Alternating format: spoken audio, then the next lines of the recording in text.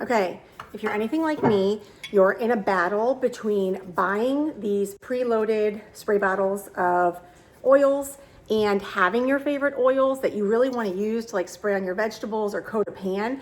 But when you try to put a dash of this in there, you end up with way too much oil. So I have a solution.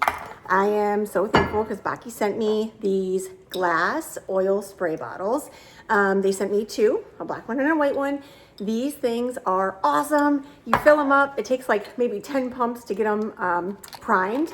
And then you have complete control to mist or put just as much as you want onto a dish or as you're cooking and not have to compromise for whatever they had at the grocery store in one of these compressed bottles.